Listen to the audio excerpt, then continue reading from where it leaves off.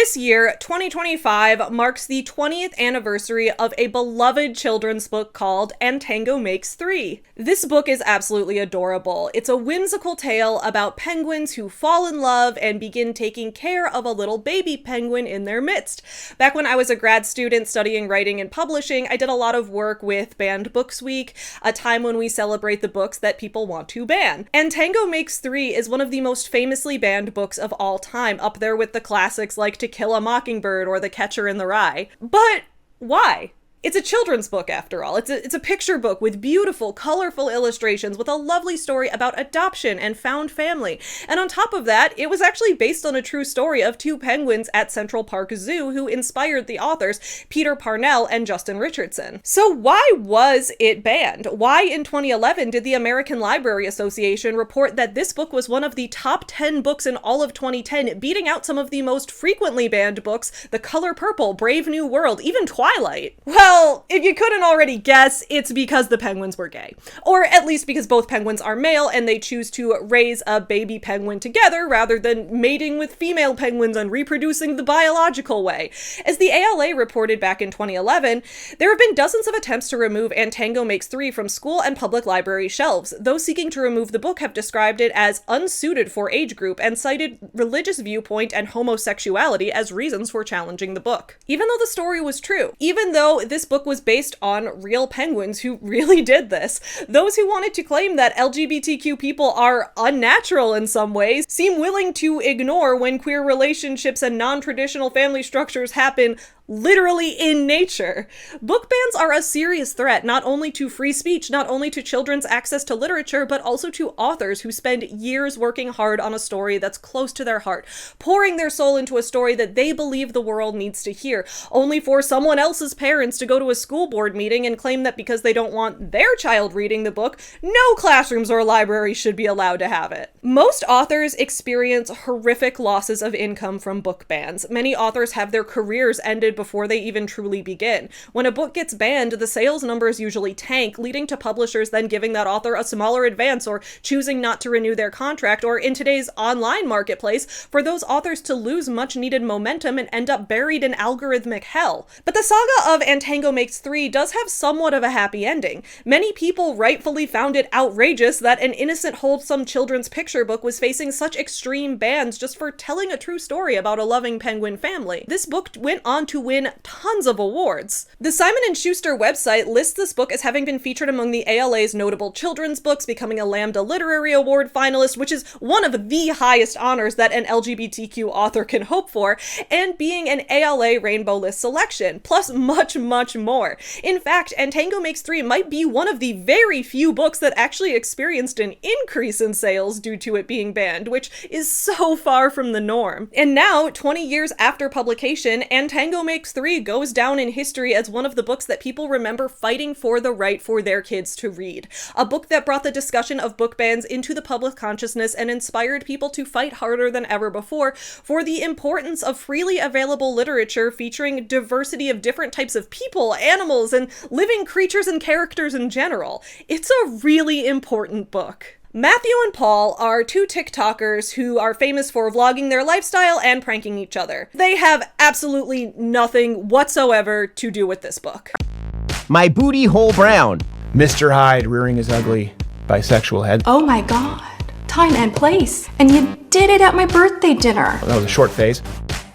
Hey everyone, my name is Savvy and welcome back to my channel, Savvy Writes Books. On this channel, we talk about books, literature, we talk about stuff going on in the book community, we do book reviews, we do media analysis, movie reviews, media critique, video essays, all of that type of stuff. So if you're interested in any of that, please don't forget to subscribe to the channel. I've got a couple more videos coming out this year, so ring that notification bell so that you won't miss them. I also want to give a thank you to my Patreon supporters. Patreon supporters' names are up on the screen, and if you take a look in the description below, my $5 a month and up supporters have the option to link their own stuff. So there are some really cool things linked in my description below. People's Etsy shops, people's original art, people promoting their own books that they wrote, people promoting their own small publishing companies that they're starting. I have a really creative and amazing audience and I'm so grateful for you guys. So y'all don't forget to check out the description below to see some of those links. Do I look like a cool, smart author today? Do I look like a really cool English teacher that you wish you had? If you think so, Guys, it's the glasses. I have to give credit to the glasses that make me look smart, obviously. And my glasses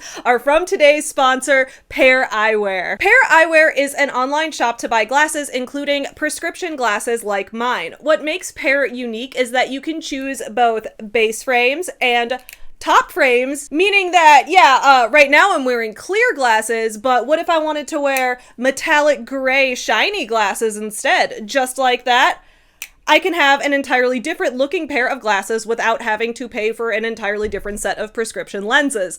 Plus, my favorite feature about Pair Eyewear is the sun tops! The sun tops allow you to attach sunglass tops to your prescription glasses, thereby having every pair of glasses also serve as prescription sunglasses just by clicking on a new top.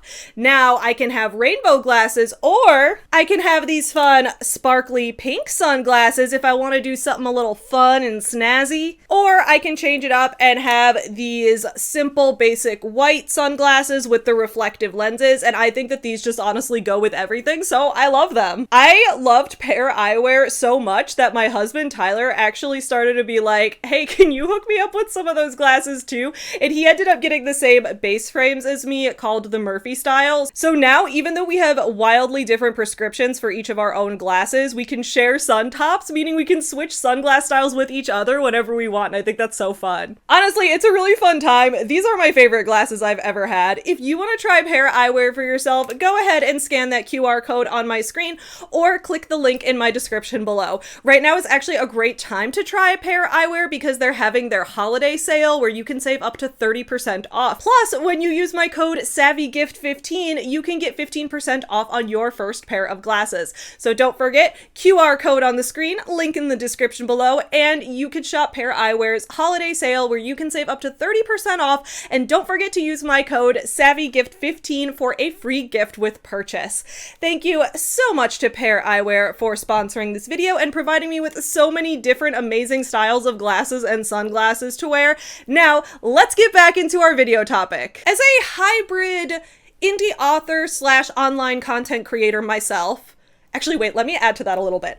As a hybrid indie author / online content creator who is also queer and disabled and the owner of a small business that produces picture books myself, oh boy, do I have so much to say on this topic. In fact, I can't think of a single internet drama that has specifically pertained to me, my professional experience, my education, my skill set, more than this one, so let's go. Now, first things first, I opened this video with a discussion of the book And Tango Makes Three, but to be clear, I do not know for certain that Matthew and Paul intentionally chose to try to profit off of this book's success. I do have proof for certain that they engaged in some shady, dishonest marketing tactics, and I do know for certain that they bullied small business owners, customer service representatives, and tons of other people in the name of marketing their book. But as a disclaimer, I will say that yes, there is a chance, it is possible that in some universe they never heard of the other much more popular gay penguin book that already exists and already was banned. But when you see how the events of this story unfold, you'll see why I find that very hard to believe, especially considering these guys are not trustworthy at all. Especially because if they haven't heard of it, like, I don't think they did enough research to be getting into the queer book market for children about penguins if they didn't know about the famous gay penguin book that already exists. Let's say you're a TikTok creator who enjoys making visual art. Let's say that your dream is to illustrate a children's book and have that book sell lots of copies, become famous, and plunge you into the spotlight as a literary icon. Let's also say that you're a gay man who publicly talks about your life being a queer person on the internet. Let's say that your audience is filled with fellow queer people who greatly support you and love your message and your work. Let's say you like to draw penguins and you know that, well, for the past 2 decades, people have quite enjoyed illustrated picture books about gay penguins, but let's say that after you spend all this time creating this book and selling it to your audience of over 3 million adoring fans on the TikTok shop, sales eventually start slowing down. Let's say you need something to plunge your book back into the public zeitgeist, to make it relevant in the algorithm again, and let's say you know of a specific thing that worked for a different gay penguin book. Well, if you're Matthew and Paul, you follow the South Park Tale of Scrody McBoogerballs method, and you intentionally try to get your book banned. Meet Paul Castle. He's one half of the Matthew and Paul duo on TikTok. Paul is blind, and he and his husband Matthew have a service dog named Mr. Maple. Their dog is absolutely adorable, and their wholesome family structure helped them rise to fame on TikTok. Matthew started a series called Pranking My Blind Husband, in which he plays pranks on Paul. My husband's blind. I'm going to see how long it takes him to notice that I put a lion's mane costume on his guide dog. Okay, Maple, go find Papa. While some viewers might find the concept kind of ableist or in bad taste, Paul always seemed to consent to the pranks, he always seemed to enjoy them and find them funny, so in the end, their sense of humor only served to make them more endearing to their audience because they seemed to be, fun, likable, happy guys in a good relationship with an adorable dog. Soon, Matthew and Paul found themselves enjoying TikTok stardom with 3.5 million followers. Paul, a passionate artist, founded Paul Castle Studio, which is a website where he sells his art and his merch and things like that. Many viewers thought it was really cool that as a blind man, Paul was so talented and skilled at visual art, which I agree, that's really cool. He's made a lot of videos talking about how throughout losing his vision throughout his life and through going blind and having limited vision, how he's still able to do visual art and what tools he uses, and I think those are great resources. I think it's awesome that he does that. In 2022, Paul released his first ever children's book, a book that he had both written and illustrated, an adorable tale about two male penguins who marry one another, aptly called the Pengrooms. Fans were excited, and Paul went down a route that I very much respect myself. Self-publishing. Let's have some context on how self-publishing works. So I personally prefer self-publishing to traditional publishing, and that's what I think for my own books. A few years ago, I did have a contract with a small publisher for my book 90s Kids, and while it was a fun experience to work with a small press, I ended up getting my rights back at the start of 2025 and choosing to self-publish the book instead. Self-publishing has a lot of benefits for authors, the biggest one being that you get to keep all of your profits. There's no agent or publisher that you have to share them with, so while you'll end up paying all the upfront costs of producing your book, which could include things like, cover design, layout, editing, and of course the big one, actually physically printing the book, unless it's ebook exclusive, but that's a different story. But many authors, especially those who already have built-in online followings, find it much more financially advantageous to self-publish and maintain control of their own profits and all of the legal rights to their own work. There are many different ways to self-publish, and the differences here are going to be relevant to this story, so we're going to take a minute to break those down. The most common way for new authors, because it is the cheapest and most financially accessible way, is to upload your manuscript as an ebook file to sell through KDP, which stands for Kindle Direct Publishing, a company owned by Amazon. There's a lot of background info here, but I promise this is all going to be very relevant to my commentary on how this specific situation went down. It's a difficult situation for a lot of authors to be in because Amazon is a shit company run by a soulless billionaire who actively makes the world a worse place every time he makes more money. But when Amazon bought out the self-publishing platform CreateSpace about a decade-ish ago, if I'm remembering correctly, and then they merged it with their Kindle sales platform, they quickly took over the marketplace, and it quickly became the most accessible way for authors to get their stories out there without their story needing to be pre-approved by any corporation. And yes, Amazon is the biggest corporation, but my point is they don't review the manuscripts, they don't say who gets to publish and who doesn't. They might age restrict it if it's found to have explicit adult material in it, but for the most part, Amazon's Kindle sales platform is a pretty free speech informed marketplace of ideas. Many marginalized authors, especially queer authors like myself writing genre romance, began thriving using Kindle Direct. This is in part due to Amazon's Kindle Unlimited or KU program, where readers can pay a monthly fee to download and read unlimited books, with the authors then sharing a pool of profits scaled to the number of pages read. It's kind of like the book equivalent of a streaming service. I've talked about this before in other videos, but as much as I absolutely hate Amazon KDP, it is how I publish my romance novels under my pen name. The reason being, in order for your books to be enrolled in the Kindle Unlimited program, your books have to be exclusive to Amazon, which is hella shady, right? I'd love to see Jeff Bezos hit with an antitrust lawsuit for this shit.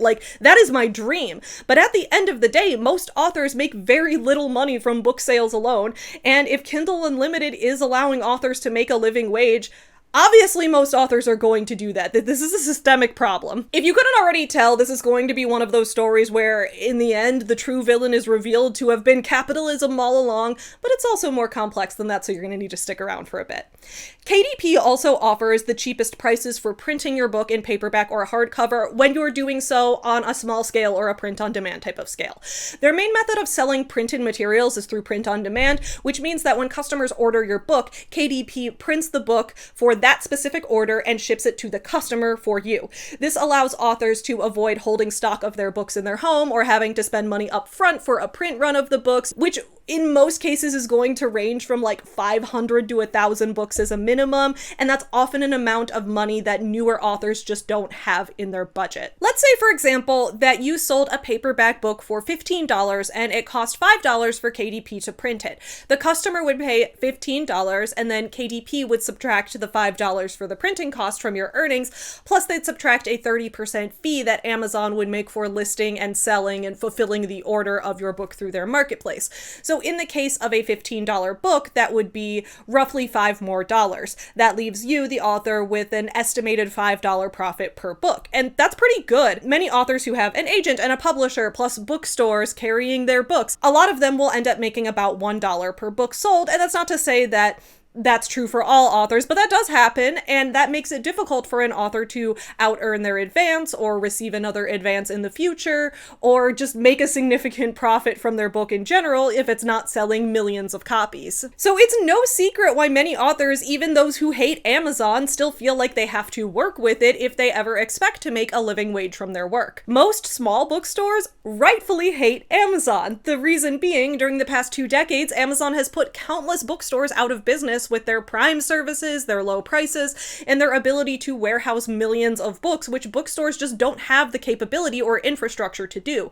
So a lot of bookstores won't order stock from Amazon or an Amazon-owned company. Instead, most bookstores prefer to order stock from one of their long-term warehousing partners, Ingram. So now we need to talk about Ingram and how that works. In the US, Ingram is the largest book distributor and warehousing system who handles the process of fulfilling orders of stock to bookstores by shipping the books to them, fulfilling the books to them. Bookstores pay Ingram, and then Ingram distributes the books from the author or the publisher to the bookstore. In 2013, Ingram decided to also get in on that self-publishing game as well, especially as it was gaining more and more popularity as selling books online took off, and especially as independent books were taking off in sales on Amazon in the early to mid 2010s. In 2013, they opened Ingram Spark, their print-on-demand division. Ingram Spark works a lot like KDP, except that they give your books wide distribution, meaning that bookstores can order stock directly from Ingram, the same way they'd order stock from Ingram's warehouse to get a traditionally published book that was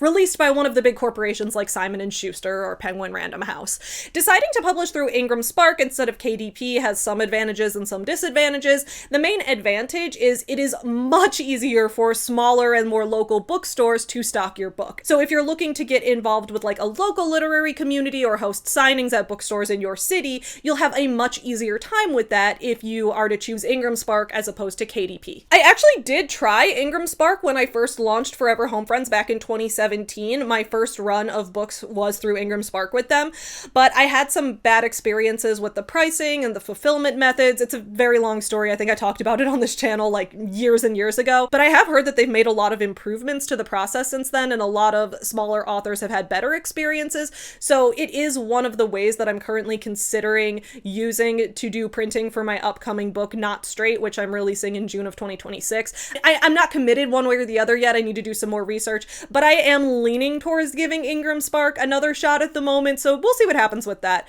The main disadvantages of Ingram Spark, well, I mean, first, you can't enroll your books in Kindle Unlimited since they won't be Amazon exclusive, thereby causing you to miss out on all that potential KU money, which, as a part-time indie romance author, I can tell you the KU money really does add up. That and Ingram Spark's printing services are often more expensive than KDP's, plus they often take a larger percentage of your revenue, especially if you're distributing your book to a bookstore who of course is going to buy that book at a wholesale price since they are then going to sell it at your retail price at their own store. Now there is a third way to self-publish. I mean, there are actually infinite ways, but for the purposes of this story, we're going to call it the special secret third way. And that third way is the way that Matthew and Paul chose.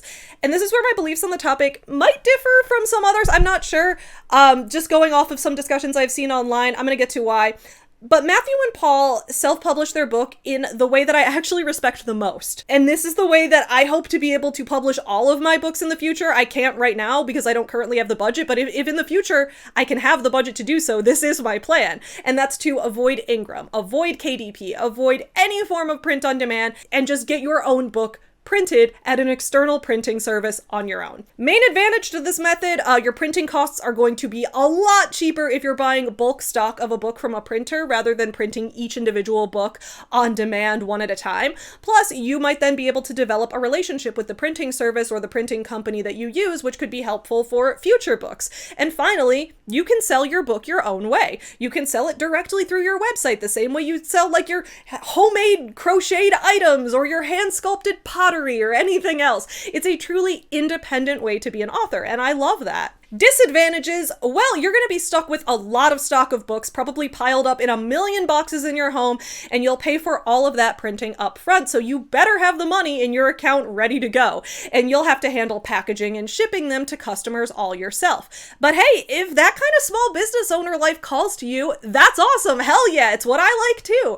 The problem with Matthew and Paul is that they wanted to make big business owner money while living the small business owner life. They took the righteous artist path, but expected big-time influencer results from it. And that is where our problem begins. Matthew and Paul's BookTok controversy timeline. At first, Paul Castle's book, The Pengrooms, was doing really well. He was already a TikTok star with a devoted fan base, and his book was really cute. On April 16th, 2024, he posted a TikTok announcing that he had achieved a career milestone. He'd just completed his first ever book signing, and it was at a local Barnes & Noble. I'm a blind author, and I just attended my first book reading and signing at a real Barnes & Noble bookstore. I still can't believe that I did this, but I would be lying if I told you I was not extremely nervous about the whole thing. In fact, I had like several sleepless nights leading up to this event, but I knew I had to do it. I could not let my little 6-year-old self down, the one who wanted to be a children's book author from the time I could hold a pencil. The book I wrote is about two penguins who are married, and they like go on these little misadventures, and everything they do, it's all about teamwork and working together. I mean, just like the book reading itself. But everyone agreed that they made a great team. And if you want to get your hands on either one of these books, they're available here in my shop. You can just tap the link in this video. And now, like, all my childhood dreams are coming true. Looks good, right? And here we can see how Paul was able to do this without Ingram's help.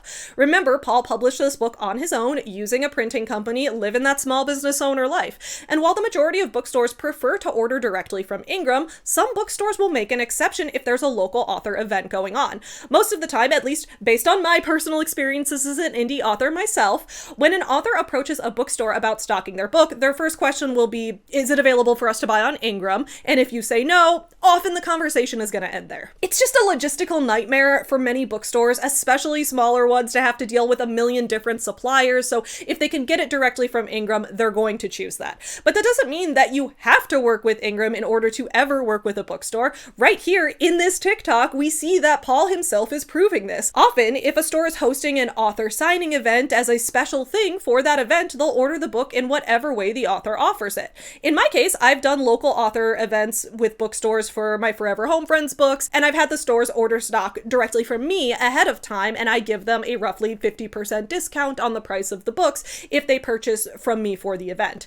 That seems to be what happened here as well, so cool, good job, proud of you. But this excitement and success didn't last long. Just 2 months later, on June 21st, 2024, Paul made his first TikTok announcing that his cute little penguin book had officially become banned. I'm writing with some unfortunate news. It seems the person who placed the order for your books wasn't entirely up to speed on our policies, and we have returned the boxes to you. Please see the tracking number below. While I think your book is very charming, it's just not something we can carry in our store at this time. I hope you understand. If you could process a refund once you receive the boxes, it would be greatly appreciated. We've taken care of the shipping cost. Be well. Tanya.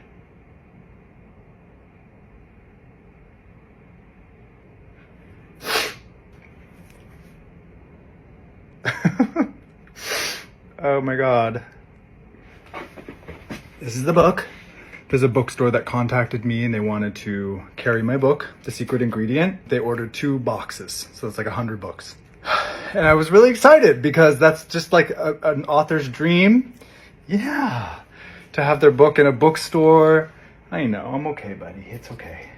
And I thought they knew what it was all about. It's called The Secret Ingredient, but it's about these two penguins, two male penguins who adopt a little baby. And in the book, they deliver cakes to different birthday parties to different types of families. You know, some with two moms, some with two dads. Here's the daddy sloth and the papa sloth one. Here, these are the seagull moms. These are the two moms. And at the end of the book, they get their own baby. They adopt a little baby. There they are. But I can only think of one reason they don't want to carry it. So this is where the real drama starts. Paul plays a recording of a message that he got from a woman named Tanya, his point of contact at the bookstore he was planning to work with. He even makes sure to include the part that says her name, Tanya. This is going to become relevant later. He shows us his book called The Secret Ingredient. This book is the sequel to The Pengrooms, and it's also about gay penguins, but it's about our gay penguin couple, you know, taking different cakes to different types of families. Again, this sounds like a lovely story with a really cute, positive message, which is exactly why he really didn't need to engage in pity marketing for this. His caption announces that the book was banned, and then he tells us why. Or at least he pretends to tell us why. All he says is, I can only think of one reason they don't want to carry it. Notice that the message he plays for us at the beginning never tells us exactly what that one reason is. It's clear what he's doing here. He wants us to think that obviously the reason is homophobia. Obviously, this bookstore doesn't want to stock books that feature LGBTQ parents or non-traditional families because they're just conservative bullies. Now, let's keep in mind what demographic of people tend to own and operate bookstores. It's not usually the MAGA crowd. Right before I filmed this video, I was making a joke while I was doing my makeup about how in the print media and book industry, that is to queer people what the IT industry is to furries. Anyway, it's intentional that this is what he wants us to think. But notice that earlier in the video, he mentioned that the bookstore had ordered about 100 books. That's highly suspect. Now we're gonna get to what actually happened here. But I have never worked with a single small bookstore that wanted to order 100 copies of a single book at once to stock in their store. They don't have that much storage space. Small bookstores are stocking hundreds of different books, and usually they'll keep like 5 to 20 copies on hand, unless the book is like a mega bestseller by a huge name author that's like a new release currently flying off the shelves. The fact that this small bookstore ordered 100 copies of a cute, low-budget independent book, that's basically unheard of. We'll get into what actually happened in a minute. The most copies a bookstore has ever ordered from me at once was 20 books, and that's first because it was of 2 separate books, so it was actually 10 copies of each book, and second because it was for an in-person author signing where I was going to be there that night signing the books. To just stock the book in your store without any attached event and without this book being some kind of big splash mega bestseller that everyone's been waiting for all year, 100 is a pretty unbelievable number. I'm not going to say that I know beyond any reasonable doubt that no bookstore has ever in the history of humanity ordered 100 copies of the same book of a relatively unknown author, but I don't believe that this story is happening as he's presented it. But that's not what Paul wants us to focus on. He wants us to think about how he can only think of one reason that they won't stock it. So now he has officially declared his book a banned book. Okay, let's talk about what it means for a book to be banned really quick, because it can be a bit confusing. When people talk about banned books, they don't necessarily mean books that have been made illegal on a federal level. That's a common misconception because it leads to people saying, well, you know, our Constitution guarantees freedom of the press, so there can't truly be banned books. When people talk about banned books, they mean books that have been forcibly removed from a place that's often like a publicly funded library or a school, and the reason that the book is removed is because of the book's content. Book banning is basically another way of talking about censorship. I'm breaking this down because when I first started publishing my books about a decade ago now, I didn't know all of this at first. There was a point back in, I think, 2017 or so when I pitched my Forever Home Friends books to the Chicago Public Library system and they turned me down. And that made me wonder, are my books banned because a publicly funded library system doesn't want them and is refusing to stock them? No. The reason they didn't buy from me at the time is that they had systems they used to buy books and often bought based on book list recommendations, and the Chicago Public Library system is huge and complex and can't work with every single individual small business owner who approaches them from a logistical standpoint. In fact, as many people have, shared on the internet in book communities, if you have an independent book produced by you or a small press or a small business and you want it in libraries, the best way to make that happen is to have friends, family, people who are fans of the book go up to a librarian and request it and say, I'd love to see this book in the library, because librarians often will stock books in the library based on requests that they get because they want to serve their own community. So that's often the best way to go about it. And trust me, I wish libraries would stock every single book by every single small business owner that approaches them. I wish I could envision a better economic system that doesn't tie literature to corporations at all. Like I've been saying, the true villain in this story is capitalism, but capitalism is like the final boss of the entire game. And today's video focuses on Matthew and Paul, who are not the final boss, but are like two mini bosses on level 2 of the game, if that makes sense. They're not the biggest issue, but the way they're operating does indicate a symptom of a much larger problem. If the Chicago Public Library had turned down my books because they objected to the content of them, or the person I was working with had some type of beliefs that went against the beliefs I expressed in my books, that would be different. That would be more along the lines of book banning. While, of course, I can imagine a million different possible scenarios, the truth is, when people who work in the book industry talk about banned books, they're talking about books that people are trying to restrict because of their content. It's not about the sales pipelines, it's not about the supply chains and who owns them and how they operate. It's about the philosophical idea of trying to restrict other people's access to information that you may not agree with. It is a discussion about censorship. That is why we regularly see lots of LGBTQ books being banned, because so many homophobic and transphobic parents go to school board meetings and town halls and local gatherings to pressure librarians and administrators to remove books that they don't want their children accessing.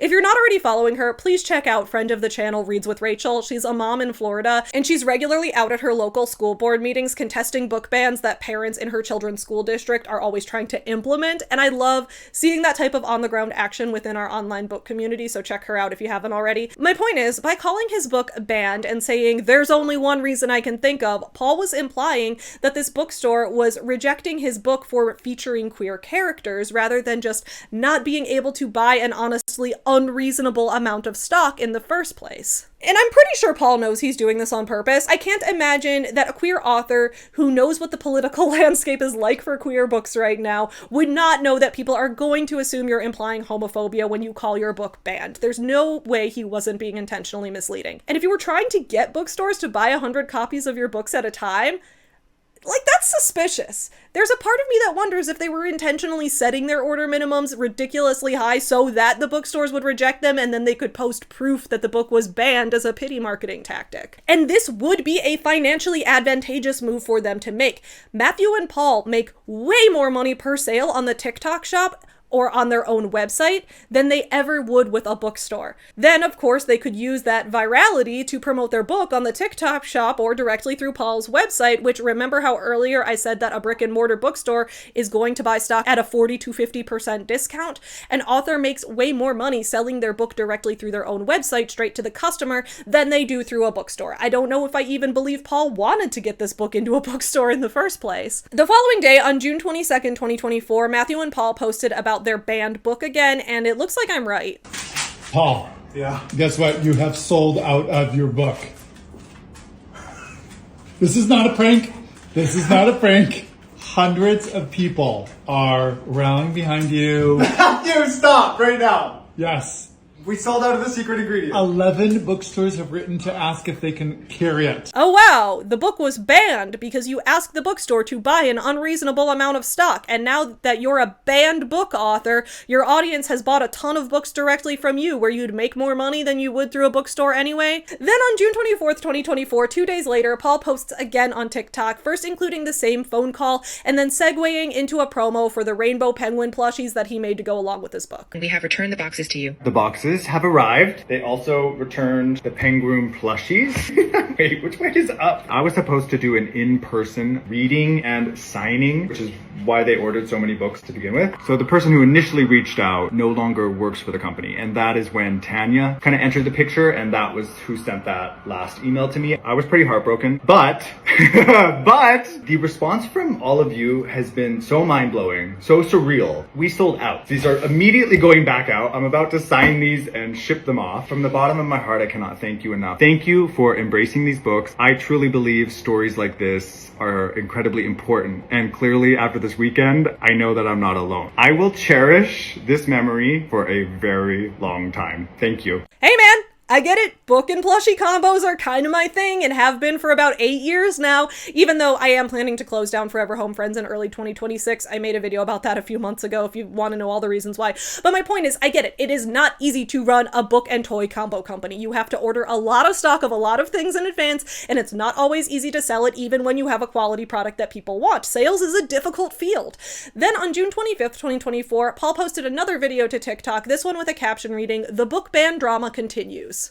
The book ban drama continues. Okay, so if you don't know what I'm talking about, feel free to scroll on. But if you do, stick around because I know you have a lot of questions. So let's get down to business. Why did the bookstore order 100 copies of my book? So several weeks ago, a bookstore reached out and asked me to host an author reading and signing event. As most of you know, the event was canceled and all 100 of my books were returned. This would have been my third such event at a bookstore this year. My very first one was at a Barnes & Noble. It was a sold out event. They ordered 200 copies of my book. My second event was earlier this month at Charlie's Books. They pre-ordered 100 copies of the Penguins, 50 copies of The Secret Ingredient, and 100 of my Penguin plushies. And finally, we have the most recent event where they pre-ordered 100 copies of The Secret Ingredient, a box of Penguin plushies. Well, we all know how that story ended. In my case, these 100 copies were actually the smallest number ordered so far in my very, very limited experience. Question number 2, how does a book get banned? Book banning is a form of censorship that occurs when private individuals, government officials, or organizations remove books from libraries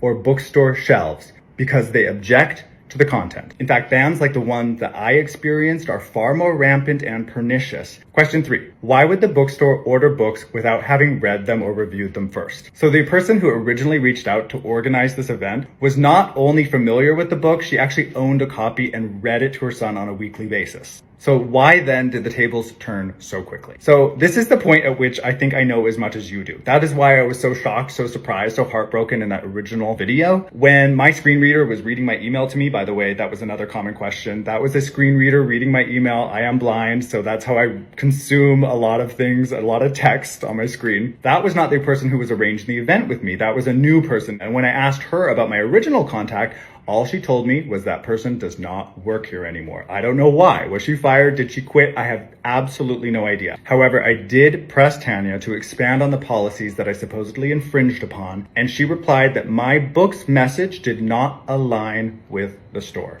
Obviously, that hurt. But Tanya has every right to make that decision, just as I have every right to create these stories. Okay, well, like I said, the only reason a bookstore would order extra stock would be if there was an in-person author event. Paul confirms this here. He was going to do a book signing, and then the event got canceled. Why? Who canceled it? Did you cancel it? Did they cancel it? Did they cancel it because they were mad that your book was gay? Or did they cancel it because they were a scheduling conflict? Or did you cancel it? Like, what actually happened here? We never find out. If an event gets canceled and the bookstore no longer needs that huge of a quantity of books, no shit, they're going to return them. It has nothing to do with the book's content. It has to do with the fact that they're a bookstore, which is also another small business. In their case, a small business that doesn't have close to 4 million online followers to fall back on. Of course, they're going to return the stock that they can't store, the stock that they're no longer going to sell at an event that is no longer happening. This is not a book ban. This is basic supply and demand. Imagine if every time a store couldn't stock one of my products due to space or inventory or cost, I declared my product had been banned. BRB, gonna go to my local hardware store to stock my gay romance novels just so when they inevitably reject me, I can claim I got banned. Unhinged behavior. Let's also note that Paul says that this would have been his third event at a bookstore this year. Keep in mind, Paul is able to work with bookstores just fine. He's been hosting signings. No one has been trying to shut him out. And yes, if you're going to physically be at the store doing a book signing, then it makes sense that a bookstore might order 100 or 200 copies, especially knowing that you're this big of a TikTok celebrity and can bring a huge crowd into the store to see you in person. He mentions that his previous events were sold out. I'm not sure if he means that the book sold out at the event or if he, sold tickets to the event ahead of time that sold out. Some authors do ticketed events for book signings where the ticket you buy includes the signed book and then they do like a talk or a lecture or an interview. Could have been that kind of thing. I don't know specifically, but he did do pretty well from what he said. Either way, when there is a set event, especially if it was a ticketed one where a store could see the attendance numbers ahead of time, Obviously, they would buy more books. But if the event gets canceled, you're not going to be there to sign the books anymore. Why would the store keep stocking the books when customers could just then go and buy it directly from you, the author, on your website instead of having to go to their store for it? The draw for customers to buy it at the store was that you were going to be physically there doing the signing, doing a meet and greet. This is willful ignorance, right? There's no way Paul doesn't know this. This has to be intentionally misleading. Then Paul jumps straight into defining what a book ban is. And when he reads the definition, he even mentions that book bans refer to when a book is challenged or removed due to its content.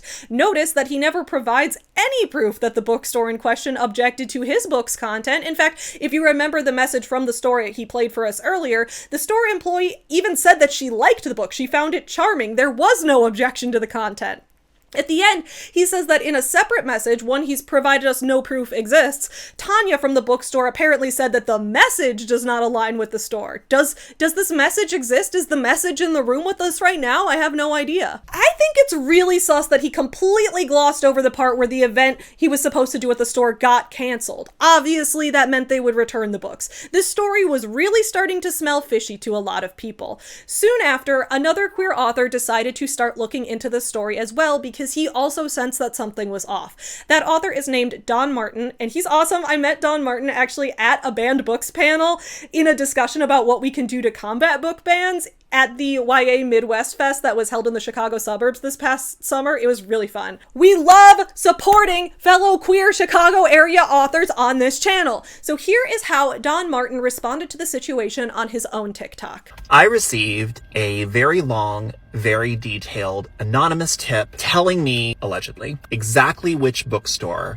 this happened at. When I went to fact check, I did indeed find an employee named Tanya that worked there. However, I also found that this bookstore was an incredibly queer-friendly bookstore. When I reached out to them and spoke to them, they were already aware that Paul Castle's followers had harassed a Black woman named Tanya, and they did not want their name mentioned at all. They really didn't want to confirm or deny anything. They did tell me basically, hypothetically, if they were to ever have an event, because they're an independent bookstore, they would not order in those very large quantities. All they would order is probably around 30 books. Just once again, it is very rare for independent bookstores to order massive quantities of self-published books because they cannot be returned.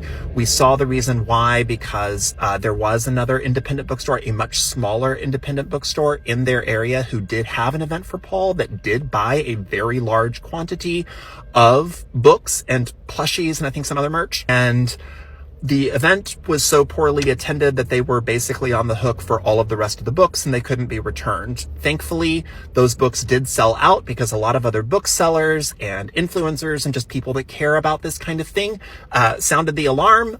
Paul and Matthew actually got involved and told people, hey, if you're looking for my book, please order it from this independent bookstore. And thankfully, that bookstore ended up selling out. So they didn't have to hold on to the books. In the interest of letting you know what other fact checking I did, Paul had mentioned that they had an event at a Barnes & Noble as he was talking about how bookstores very frequently order very large quantities from him. He mentioned that Barnes & Noble had ordered a large quantity of books from him. I reached out to the Barnes & Noble. They confirmed they did indeed have an event. They did indeed have a story time. They did indeed order a large number of books. The event was very well attended, which was lovely. That's great to hear. And his books sold. They really liked doing events with him. So that was fact check true. I have absolutely no idea whether or not Paul Castle's book has ever been banned. I will tell you, I am not the only person that received that anonymous tip.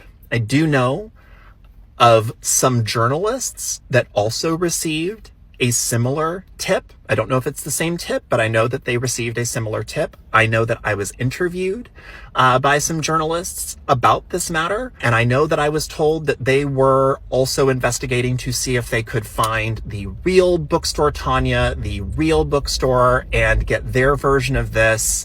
And I also know that those articles were never written, just like my follow-up video was never made, because all of these leads went nowhere. Nobody would ever go on the record. We could never really pin down exactly what happened. Paul has never presented any evidence whatsoever that this book ban ever occurred. We've never seen a receipt. We've never seen a bill of sale. We've never seen order. We've never seen tracking information.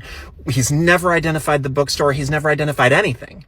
He says he's not identified this because he doesn't want people to be harassed. However, you know, when the innocent black woman named Tanya was harassed for days, and people were trying to make him aware of that in the comments. Those comments kept getting deleted. When other booksellers tried to ask questions or get clarification, a lot of comments were deleted. A lot of stuff was ignored for several days. There's one point where I sort of disagree with Don here, but it's a small point. But it's when he says that self-published books can't be returned. That's not universally true. It is true that some, in fact, many independent authors don't set up returning capabilities on their books. And if the book is not listed as returnable in whatever distribution system that the store is ordering from, they're going to be less likely to order it. For example, when I used Ingram Spark in the past, I did set my Forever Home Friends books there as returnable, and I did once have a bookstore return some of the books back to Ingram Spark once I decided to make a deal with them directly using my own stock that I had on hand in my home instead, and this was for a signing event, so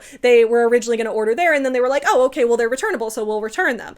However, when you set up a book on Ingram Spark, you can choose to opt out of making your book returnable, which, yes, would make booksellers less likely to order the book from you, because if your book doesn't sell, or if your author event somehow gets canceled, then yes, the bookstore's gonna be fucked and they don't want to be on the hook for that much money. Bookstores are already operating on extremely thin margins as it is. But yes, Don's point still stands that some self-published books aren't returnable, some are. It really depends on the author or the small press setting the business up. That is beside the point.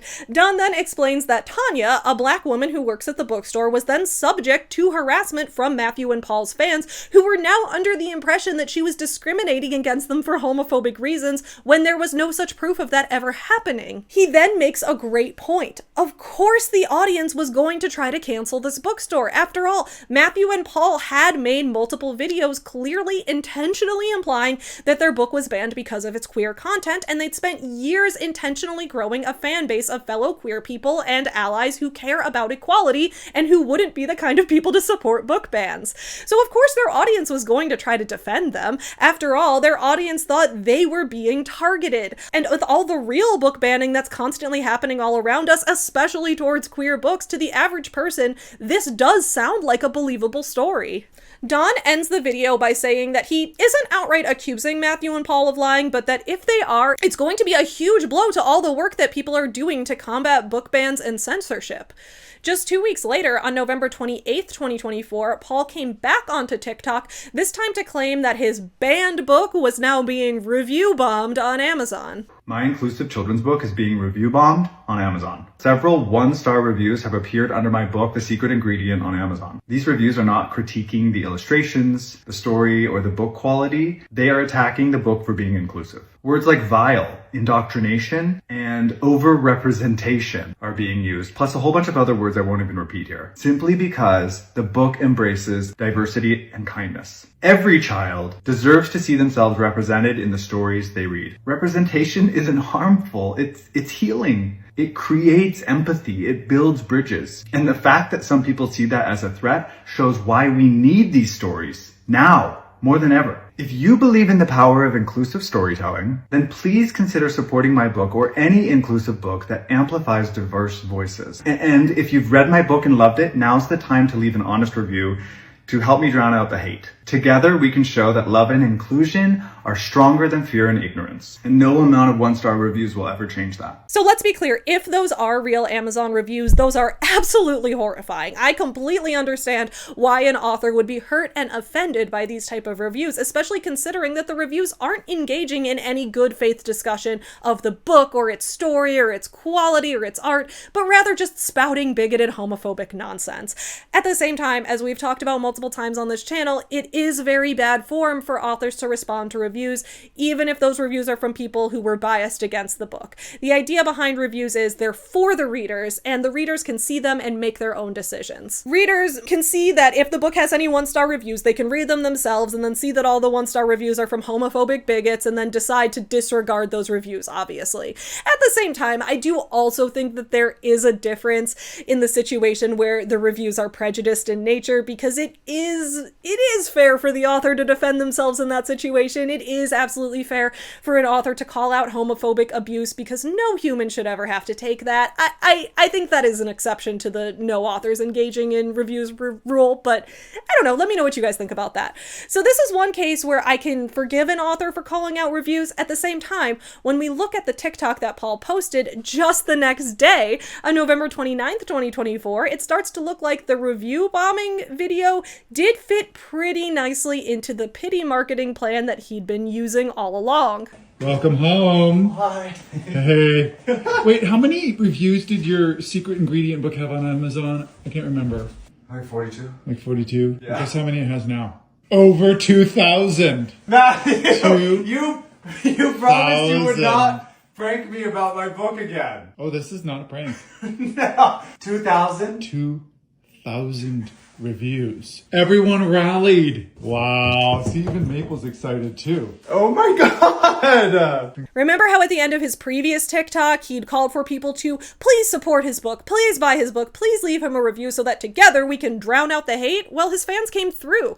Now Paul's book had over 2,000 5-star reviews, which is honestly really impressive. Any author would be ecstatic about those numbers. As the year of 2024 drew to a close, Matthew and Paul seemed to back off from the drama, at least from what I can find publicly, though I've been told they do tend to delete things. Instead, the book continued to do well and they continued to live their lives. Then came this past summer, June 2025. That was when I first heard of Matthew and Paul myself. I don't really use TikTok, so I hadn't heard of these guys until this point, but around the end of June 2025, I learned that Matthew and Paul had announced that they were going to start their own small press. They were going to launch their own publishing house as a way to promote queer books and own voices books about disabilities. They were going to create their own small press that would represent underrepresented characters and promote marginalized authors and fight book bans, all extremely important causes. At this time, I actually remember commenting on one of their posts. It was probably a cross post they did to an Instagram reel, but I use Instagram and I don't really use TikTok. I honestly don't remember at this point, and I think it's been deleted from their Instagram because I can't find it there.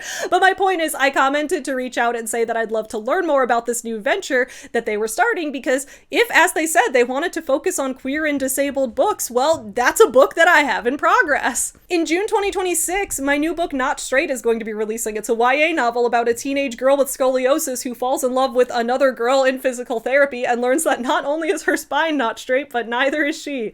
And yeah, it's an own voices book based on my own experiences being a queer woman with scoliosis. So I thought, hey, maybe we can collab somehow. Now, I never heard back from them, and that's probably for the best. As I'm sure you can guess, the publishing house never happened.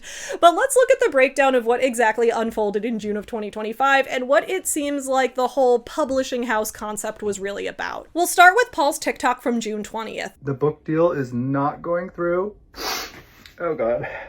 If you've been following along, then you know a major bookstore chain offered to carry my inclusive children's books, The Penguins and The Secret Ingredient, but that they could only put The Penguins in their children's book section if we changed the title of the book. So we agreed to do it. We changed The Penguins to become Pringle and Finn. Same book, same message of inclusivity, just a brand new title. When we sold out of our copies of The Penguins, we placed another order, this time with the new title, Pringle and Finn. This was a much bigger order. As you can see behind me, these boxes go to the ceiling and they go back 6 rows. If we delayed ordering the quantity that this bookstore wanted, we might have missed the opportunity entirely. So it was definitely a big risk, one that I was really afraid to make, but it was one we had to make. So this is where things took a bit of an unexpected turn. The bookstore chain got us in touch with Ingram. Now this is the default system that all US bookstores use to place their book orders, and you have to be in this distribution system in order to get into most bookstores. So we got on a call with Ingram, and that's when they told us that we did not qualify unless we have at least 10 book titles available. We only currently have 3 book titles. I have 2 more books coming out later this year, but that puts us 5 book titles away. And in the meantime, we're renting out 2 entire storage rooms to hold the Pringle and Finn books and the Secret Ingredient books. And right now, they have nowhere to go. The major bookstore chain has gone radio silent. I'm hoping that they will get back to us soon, but I guess I'm making this video in hopes that it finds the right people. Maybe you know somebody at Ingram who could help us out. Maybe there's something that we just haven't even thought of yet. But if you've already purchased a copy of my book, I just want to thank you from the bottom of my heart. It means so much. The feedback, the videos you've been making, the 5-star reviews. It's why I wrote the books. It's I promise I'm not crying because I'm sad. I'm crying because I'm so happy. This has been the most incredible journey. And I know that sometimes it sounds stressful. Some of the things that I've gone through haven't been easy, but it's so been worth it. And I just know in my heart, all of this is going to work out. It's going to be totally fine. I'm just really grateful. There's a lot to unpack in this TikTok. And what I think is especially shady about this is that to the average viewer, this story sounds legit. This sounds completely believable. This story only sounds extremely sus to people who have worked in book publishing. There are way too many holes in the story, but as we will soon unpack, those holes are not things that would be immediately obvious to the average reader or parent or teacher. They're holes that become obvious when you've already worked with systems like Ingram or made deals with bookstores or published your own book before and know the process. First things first, in my decade of experience as an author and lifelong experience as a reader, I have never once heard of a bookstore requesting that an author change the title of their book. I'm not saying it's impossible. I'm not saying I know for a fact that Paul is lying about this. I'm saying that I need to see some kind of proof because that is one of the weirdest things that I've ever heard, and I've seen a lot of other authors, publishers, and bookstore employees online expressing the same sentiment. Now let's talk about Ingram and what he means by the fact that he doesn't qualify. Like I mentioned at the beginning of this video, Ingram has a print-on-demand service called Ingram Spark, which exists for authors who have a couple books out and want to have small quantities printed. Ingram also owns the warehouse that most major publishers use. If you want to use their warehousing services, meaning you want them to distribute your books but not print them, like distribute books that have already been printed elsewhere, you need to be a publisher registered in their system, and in order to register as a publisher instead of a single author, you need to have at least 10 books under your publishing label. This means that, yeah, really small presses who don't have at least 10 books out yet could not warehouse through Ingram. They'd have to use the Ingram Spark service and have Ingram print those books themselves to send to a bookstore, which if you're a publisher who already got those books printed, that's going to be a huge waste of money for you. I'm not sure why Paul went ahead and ordered so many copies of this book with the new title when he claims to have only changed the title for one particular bookstore, that he was also only working with Ingram for the sake of this particular bookstore. So I can't really seem to figure out why, if he was already going to go to all the work to literally change the title and reprint the entire book just so one store would stock it, why he also wouldn't research the policies regarding Ingram distribution for that same store ahead of time. That's not quite adding up for me. And the reason is that that's not like a decision you make lightly. That's a lot of money to spend on inventory without having a clear plan as to how you're going to get said inventory to the end customer. Kind of impulsive behavior in my opinion, and that's a charitable way of putting it. Now again, I would love if Ingram did not operate this way. I agree that it sucks that if you as an author who runs a small business that hasn't produced at least 10 books, if you want to work with bookstores who are other small businesses, it's going to be really difficult to do without having to use Ingram then as both your printer and distributor. I would much rather the process be set up so it's easy for authors who run small businesses to work with small local printers who can then work with small local bookstores. But many bookstores will still opt to use Ingram's warehousing instead because it's easier for them. It's less expensive and risky for them, and they can make sure to only buy books that explicitly state it allows for a clear returning process should those books not sell. Remember, as I said, bookstores are already operating on razor-thin margins with giant villains like Amazon threatening them at every turn. My point is, even if every single small business owner involved tries their best to do what they can afford and budget for, global supply chains are still such that at some point, someone is probably going to have to involve a major corporation, or else everyone involved is likely to go out of business. So the system's pretty shit to start with, but remember, capitalism is the final boss, and Matthew and Paul are still the mini bosses along the way. Ingram as a distribution company has determined that in order for it to be profitable for them to stock, ship, and distribute books that they themselves themselves didn't print, they need to have a minimum. A lot of places that work in production and distribution have minimums. For example, back in 2019, when I was transitioning my Forever Home Friends plushies from being something that my mom and I made together with her sewing machine, which was not something we could sustain long term, into something where I had a company produce each character based on our designs, every company I talked with had a minimum. Many companies had a minimum order of 1,000 or more for each individual plushie character. Part of the reason I chose the manufacturer I did was that they had minimums of only 250 per character at the time, and considering I have 5 characters, that's a lot of plushies for me to pay for upfront and store in my house. Now, that's a little tangent, but my point is, when you're working in the production and distribution of any product, book or otherwise, most companies you work with are going to have some kind of minimum, some kind of bulk discount, some kind of rule regarding your quantities, because at too small of a scale, it isn't profitable for that company to take you on as a client. In the case of Ingram, if you want to be a publisher who's registered with them solely as a distributor who gets your printing done elsewhere, they have determined that your company must have at least 10 titles for them to distribute. Even if you don't like this rule or you don't think it's a small business friendly rule, which I honestly agree with, the fact is Matthew and Paul did have access to Ingram's rules before they went and ordered all of this stock. It's disingenuous to pretend that they were surprised with this knowledge after they'd already dropped all this money, especially considering that they were only even planning to involve Ingram for the sake of this bookstore in the first place, and they'd already changed the title for it, so they were already making changes for this store. There's no reason they wouldn't look that up. At least this is according to their story. Ingram, as it turns out, has their own side to the story. The next day, on June 21st, an Ingram employee named Emily posted her first public response to Matthew and Paul on her Threads account, and here's what she said.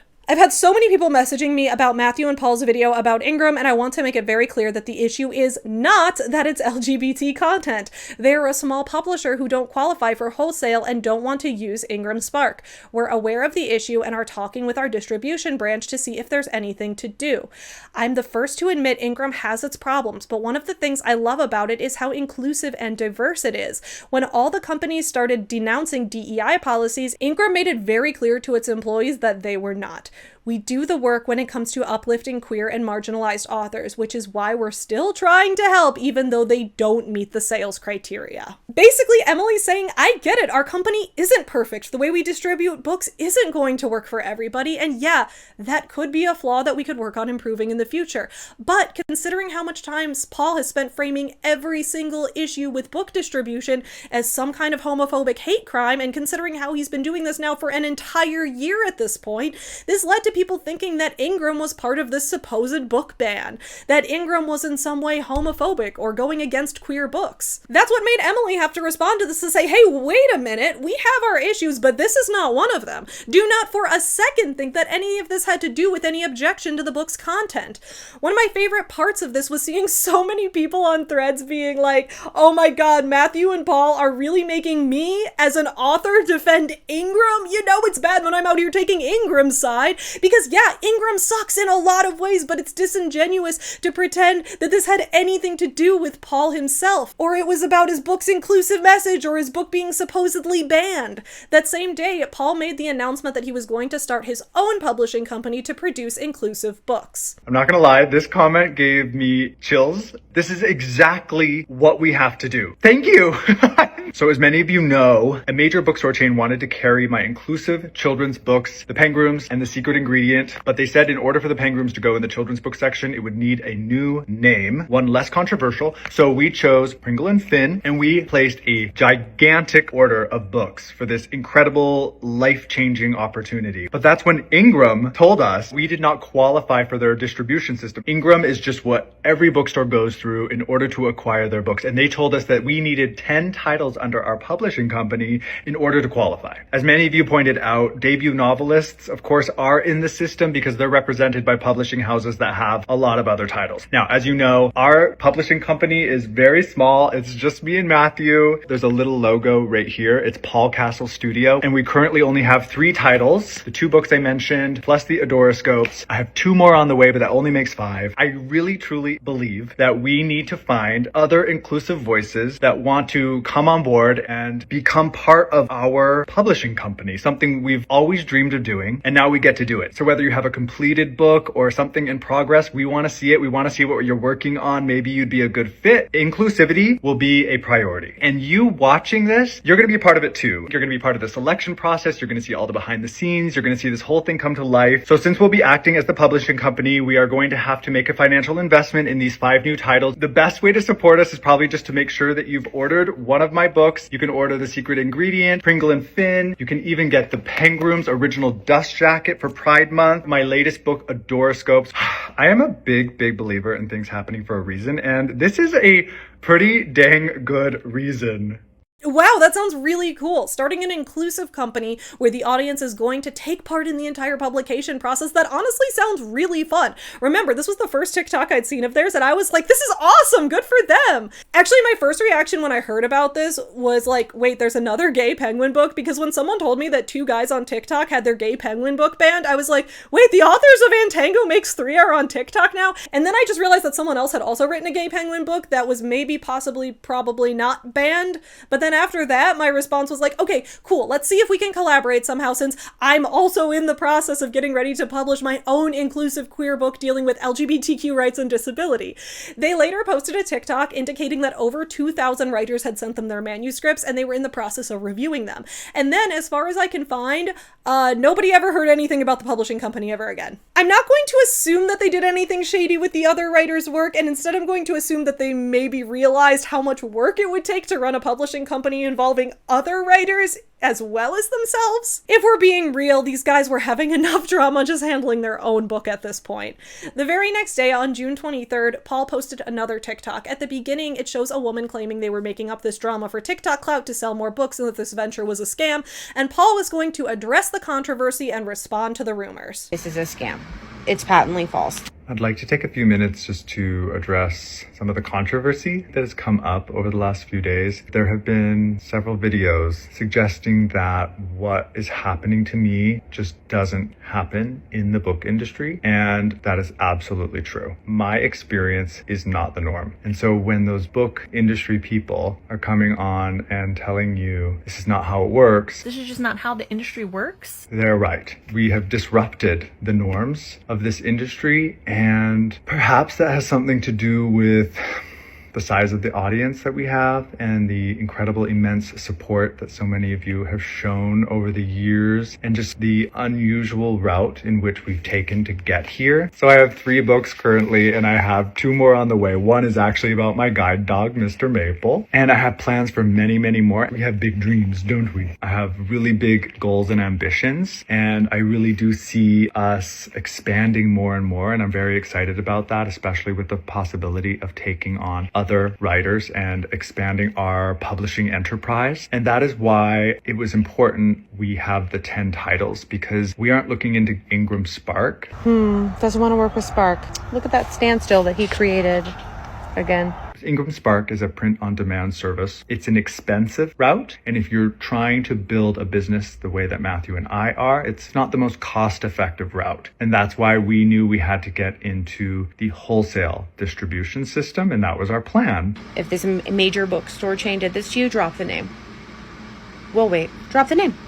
The major bookstore chain, which I will reveal the name of once we get into it, did not give us a specific number to order. They simply told us they wanted the books in their stores, but I still believe that we made the right decision. We are now working with Ingram to get into their wholesale distribution pipeline, and it all looks like it's going to work out. It's like this wouldn't happen 3 years in a row. This would not happen 3 years in a row. Matthew and I have both noticed that a lot of people are suggesting this keeps happening to us. And I assure you, this has never happened to us before. We have never tried to get into a distribution system. A lot of people are conflating this incident with something that happened last year when my book, The Secret Ingredient, was banned from a single bookstore due to an objection to the content of the book, the message of the book. It is an LGBTQ children's book. They returned 2 boxes of books and canceled my author event. The only thing that is similar is that boxes of books are involved, but we are a publishing company, so most of the time boxes of books are involved. There is no other situation. I know I need to be a voice for others. It's important for me to show up for you guys and just speak my truth. First First, let's talk about disrupting the industry, because if I'm being real, yeah, disrupting the industry is a good thing. Back when I first started publishing books, I was always running around like, I'm gonna disrupt the industry! I can't wait to disrupt the entire industry! And like I've said, that's still a goal that I have. My goal is for one day in the future to be able to publish my books and get small quantities printed from a single printer and then ship every single one to customers myself without ever involving Amazon or Ingram. I'm not at a stage in my career where I can do that yet, but budget-wise, that's my eventual goal. And I think that if enough people like myself, like Matthew and Paul, if people who have online followings filled with people who love to read and want to support their work, if we can all together get the ball rolling on this type of model instead, the publishing industry would be better. That is a great way to disrupt it. If we could cut out major corporations as much as possible, then we could help organize more boycotts of these organizations without worrying about our own income or livelihood. My point is, I agree with the way that they want to disrupt the industry. That's exactly what I hope I can build towards in my career as well. But they haven't disrupted the industry yet. Paul has published 3 books. The overwhelming majority of bookstores, publishers, and authors are still relying on Ingram and Amazon for distribution. And that means that the bookstores you're working with are still holding you to the same rules as everyone else, because that is still how the industry works for the average person. You can work toward changing it, but you can't operate as if it's already been fully changed and someone is discriminating against you personally. If their goals about disruption are genuine, I admire those goals. I respect those goals and I share those goals. But you haven't yet disrupted the industry enough that you're experiencing completely different outcomes than any other non-Ingram author who tries to sell to a bookstore that stocks only through Ingram. It's still going to be the same outcome, and that's why your story still isn't believable to anyone who's worked in book publishing. Second, at one point, Paul shows us how many books he sold through the TikTok shop, and it is over 37,000. Buddy! My dude! My guy! You've sold nearly 40,000 books? As a first-time independent author, that's nearly unheard of. Quit while you're ahead. Holy shit, dude. The majority of authors, whether traditionally published, independently published, hybrid, whatever else, the majority of authors would die to sell 40,000 books. I've been publishing my books for 10 years, and I haven't sold nearly that many, and that is including the fact that I've published 18 books at this point. That is a lot of books sold, especially for an author who isn't working with an agent or a huge publisher. And keep in mind, those 37,000 books are what is being reported as sold on the TikTok shop specifically. That's not counting the books that they actually did get into bookstores, like the ones we saw when they did the Barnes & Noble signing a year ago, or any other methods of selling. Like, their books are also listed on Amazon. How many additional books did they also sell through Amazon? My point is, they've sold a metric fuckload of books already. Your books are doing so well beyond what most authors could ever even dream of accomplishing, and yet you still feel the need to come on TikTok and try to get into fights about this constantly to beg for support for your book, which is already doing extremely well. What is the motivation here? He was right about one thing though, and that is that Ingram Spark is in fact not the most cost-effective route to build a business. That is objectively true. But also, when you're selling tens of thousands of books through TikTok shop, spending all this time trying to work with bookstores is also not the most cost-effective way to build a business. And your audience is already on TikTok. You make more per book sale there. So then Emily, the Ingram employee, responds again on her Threads account, ready to dispute some of the allegations from Matthew and Paul. She says, so I talked to some folks at Ingram Wholesale. Matthew and Paul contacted them in 2024 and were turned down with some referrals to Spark or different publishers. Has not contacted us since, and as far as they knew, no exception is being made because the associated fees would drown them. So pretty much they've been sitting on stock and were just wanting to sell through it while putting pressure on a big company. Not to mention charging other authors to publish their books. I knew something was not right with their last video because nobody would be working on a weekend to call them. Instead, our manager at Ingram Spark called Matthew, but he wasn't interested in our services. So she said she was sorry that no one had reached out and would contact Wholesale to follow up. And even if they were, Wholesale does not equal bookstore placement. It's the publisher's job to market and sell their book, not Ingram's. They just do the warehousing and fulfillment, and I guarantee M&P did not realize that. I'm not entirely sure what she means by charging authors to publish their books. I haven't found anything about them doing that, but when I look on their TikTok and Instagram, almost every post about the small press they were supposedly starting has been deleted. When I look on their website, I can't find any submission guidelines or place to submit your work to them as an author, so I can't fact check that part, unfortunately. I'm not sure what exact publishing model they would have been using working with authors.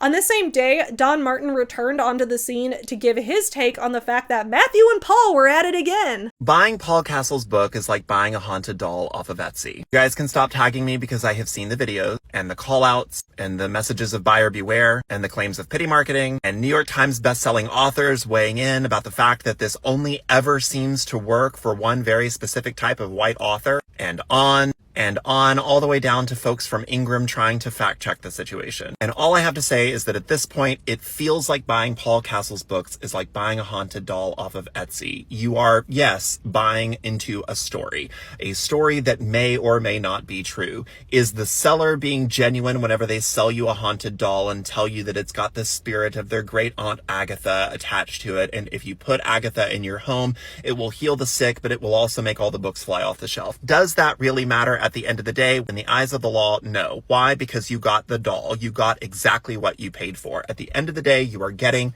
a doll. That is the product being sold. The story around it is theater. If absolutely everything that Paul Castle has said is true, you still get a book at the end of the day. If absolutely every single thing that Paul Castle says on camera to his TikTok audience is a lie, at the end of the day, you are still getting a book. Does it matter whether or not everybody involved is telling the truth? And should it matter that everybody involved are telling the truth? Are two very different questions in this situation. I genuinely think we just need to stop talking about Paul and his specific vein of marketing tactic, mostly because we're all just keeping him in the algorithm. However, I did want to make this video to specifically state with as much clarity as I can, I do not believe you should be sending Paul Castle your manuscript. It is an incredibly expensive, incredibly difficult thing to get a new publisher off of the ground. Even TikTok, a multi-billion-dollar company, wasn't able to do it. Their publisher, Eighth Note Press, which was hoping to capitalize off of the virality of BookTok, just went under. And we have seen a lot of other self-published authors turning the LLCs that they created in order to self-publish their own books into what they're calling sometimes traditional publishers, where they take on other authors and publish their books. We have seen a lot of these overpromise, underdeliver, and go under. I'm not saying that will happen to Paul, but what I am saying is he does seem to be, if you take absolutely everything he's ever said at face value and that it's all 100% the truth, if it is all 100% the truth, he does not seem equipped to handle his own career, let alone yours. Cannot even consistently get his own books into bookstores or on bookstore shelves. And it does seem to keep running into these miscommunications and lack of understanding about policies and all of that kind of thing. But yet, he thinks he is selling you the idea that he could do for you what he hasn't been able to do for himself. So first things first, Don, all my dolls are haunted, but like in a good way. They have souls, and that's what makes me love them so much.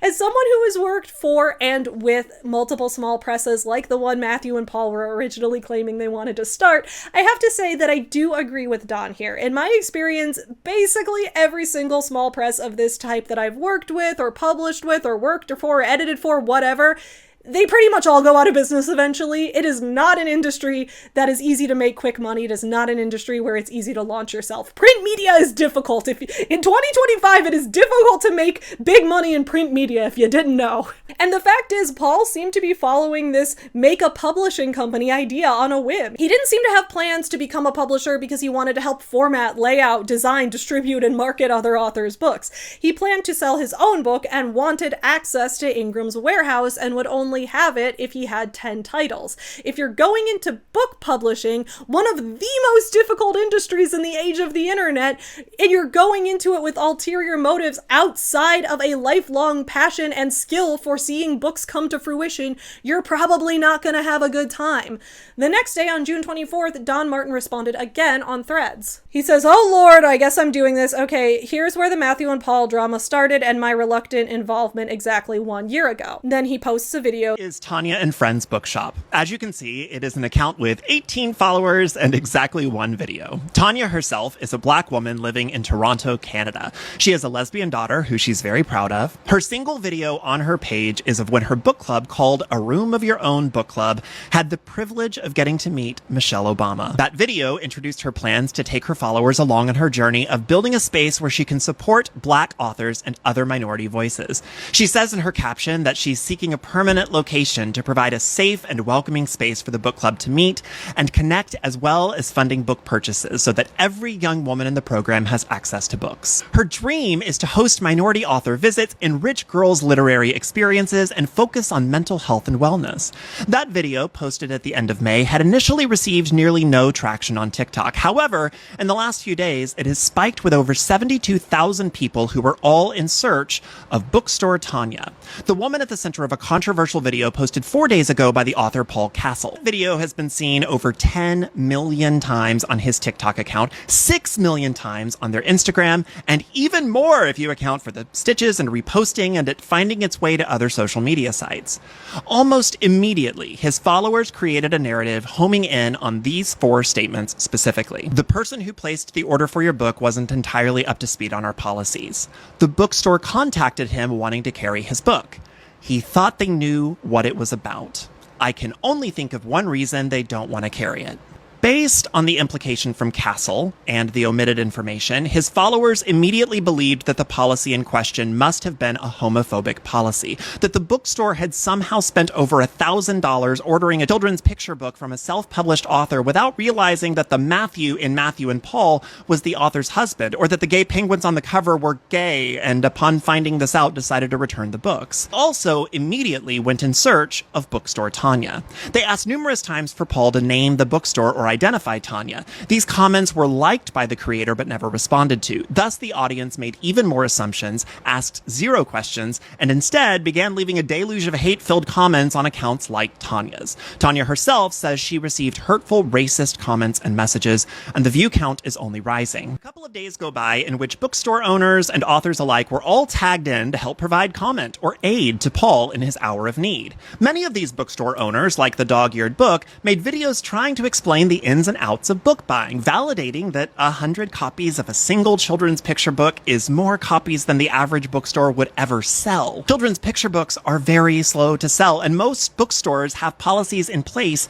stating they cannot carry self-published books as they are often non-returnable. Bookstores need to be able to return excess unsold stock to the publisher in order to make room for new stock. This is a normal business practice and could be the policy in question. His viewers then crafted a new narrative in the comment section that whoever had originally placed the order and arranged the event must have been fired by a higher up in an attempt to enforce the assumed homophobic policy. Or perhaps they quit in protest? Now, a little bit about me. I'm a gay author of 3 books. 2 of those were self-published. The most recent was published at a Big 5. I'm not telling you this as any form of buzz marketing, but to establish that I have 10 years of experience as an author in the industry. I also know a lot of other authors, self-published, independent, traditional. I know New York Times bestselling authors and folks stapling poetry zines together to hand out for free. But see, in all of that missing context, impassioned fans who are leaping to the defense of one of their favorite creators under the auspices that they are combating homophobia can do real harm. Bunny Hanna here threatened physical violence against Tanya. This Taylor Swift fan gave her the middle finger. Loads upon loads of people called her, the proud mother of a lesbian daughter, homophobic, saying, "Screw your book club. You're an embarrassment." Her inbox and comment section is flooded with this. And there are apparently other Tanyas who work at bookstores, who review books, who just have the name Tanya, who are seeing an uptick in their views and hate in their comment sections. This is my ask. Paul, from one gay author to another. Your audience deserves clarity and closure. If you know for certain that a bigoted policy or a book challenge was indeed the cause of the event cancellation, I think you owe it to folks who are on the receiving end of violent threats to name the bookstore so that the energy and protest can be directed at those who deserve it. I think you need to be clear about who canceled the event and what reason that person, either the bookstore or you, gave for the cancellation. And I would also like to see you direct your impassioned audience to stop attacking innocent women who just happen to be named Tanya, who are trying to create spaces for minority and oppressed readers and authors to connect. It was after this video, Paul finally told his followers to back off Tanya. Months went by with them backing away a little bit from marketing their, quote, banned book, until mid-November when they reposted the same book ban video all over again, this time editing out the name Tanya, and the circus started back up. A few weeks later, Paul cried on camera saying that his book was being, quote, review bombed. I didn't make a video about it, but I and many other people subtweeted the heck out of it. It wasn't a review bomb. His book had thousands of 5-star reviews, no 4, 3, or 2-star reviews, and a handful of 1-star reviews Amazon was hiding because all the accounts were anonymous and created within the preceding days leading up to his video. I reached out to Paul via TikTok DM trying to defuse the situation. The TLDR of that is that he wouldn't make a public statement telling people to leave me alone, nor did he want to make a joint video where we mutually agreed to squash the beef. He just wanted to continue forward and never mention it again. I agreed. Fast forward to June of this year and his new saga involving this unnamed bookstore chain that wanted him to change the name of his book. Then he cried on camera saying that the book deal with the unnamed bookstore chain didn't go through. This is when a lot of people started weighing in again because something didn't add up. My old videos started entering the algorithm again and I was tagged, mentioned, DM'd, and emailed ad nauseum. Then suddenly he's publishing other people's books. It's giving, do you think she woke up one day and said I want to be a lawyer? Good Legally Blonde quote, like it. Then Ingram reached out to us on a weekend to give us a very special exception video, which led to fact-checking by Ingram, which led to them attacking an Ingram employee and liking all the replies from his followers saying she's just a clout chaser. So the picture here involves the Matthew and Paul official Threads account. They're like, I guess it's not quote tweeting because it's not Twitter, it's Threads, quote threading. I don't know, they're reposting with a quote on Emily's post. And they say, not sure why Emily is making things up about us. Super disheartening. She is from the indie side of Ingram. We are working with our contacts on the wholesale side right now. We previously had a nice chat with Emily, but she is now making some pretty unprofessional claims about us and jumping to strange conclusions. I would hate for there to be bad blood, Emily. We really liked you, and you are clearly passionate about the indie experience, heart, penguin heart. Then Don says, then he addressed the controversy by saying that he was a disruptor, which of course led to a renewed swarm of hate comments from his delightful followers on the respective pages of folks calling him out. And now everyone from the bloggist to Victoria Aveyard to me to Ingram employees to booksellers to Clarabelle Ortega to authors large and small, industry professionals all over the world, pretty much everyone saying, hey, this stinks. We're all just clout chasing meanies. That's all I can think of. I'm sure I'm missing something. So let's talk about that first video that Don posted, the video where he shows the abuse that happened to Tanya from the bookstore that Matthew and Paul were upset with a year ago. In this video, we learn that Tanya never had any homophobic biases. She's a mom with a lesbian daughter that she loves and supports. And not only that, but she's not famous. She's not a content creator. She barely uses TikTok. Imagine what it must have been like to suddenly get flooded with all of this hate from the fan base of TikTok celebrities based on a misunderstanding that they caused. Then let's talk about how the bookstore was just talking about their policies, not policies about the content of the books, but their policies in general, meaning that the policy they were probably talking about was a policy regarding how many copies of a book they could buy at a time or how many copies they could stock if an author is appearing in person, and then when the event fell through, they had to return the stock. That was the policy in question, nothing about queer books. Don also points out some other great things, how much we as the audience still don't know. How much Paul has been leaving out of the story in each of his explanations. If he's been telling the truth all along, why hasn't he explained why the event got canceled? Why hasn't he elaborated on which policies the store was talking about? Why is he just allowing his audience to assume the worst? I mean, I think we know why. Then, of course, we have the whole quote threading thing with Emily, where they're like, we were having a nice chat with Emily, but she made some unprofessional claims about us and jumping to strange conclusions, exclamation point, close parentheses. I would hate for there to be, quote, bad blood, Emily. We really liked you. I guess they're following the Trump method of making social media posts with threatening auras every single time someone annoys you. Great strategy, guys. On October 19th, 2025, Paul posted another TikTok now claiming that not only was his gay penguin book a banned book, it was also the most hated book in America. This might be the most hated book in America right now. My children's book, The Secret Ingredient, was banned from a bookstore last year. Shortly after that was the subject subject of much hate and homophobia and volatility online, including an organized review bombing effort. Every day we receive negative comments about this book. Why do people hate this book so much? Well, the subject of it, the two penguins, are both male. They're adopting a baby. It's a book about family. It's a book about love. Yes, there are two slow dancing sloths, both of them male. There are lesbian seagulls. There are gay crabs. And if any of those things sound interesting to you, then you might actually be one of the people who likes this book. Then you can grab a copy by tapping the link right here in this video. And I just want to thank you for all the incredible support. Well, it's true. A lot of people hate this book. I think many, many, many more are discovering that they love it. My heart is so full. Friend of the channel, book lover Laura, also made a video about this controversy, and she used that clip about it being the most hated book in America, and I was in the comments like, wow, it must be a great day to be Mein Kampf. And then I remembered who's in charge of our federal government right now. It's also extremely annoying at this point that Paul keeps insisting that the reason people hate this book is that the penguins are gay and the message is inclusive. No, Paul, And Tango Makes 3 has been out for 20 years at this point and has experienced massive success. People do not inherently hate gay penguins.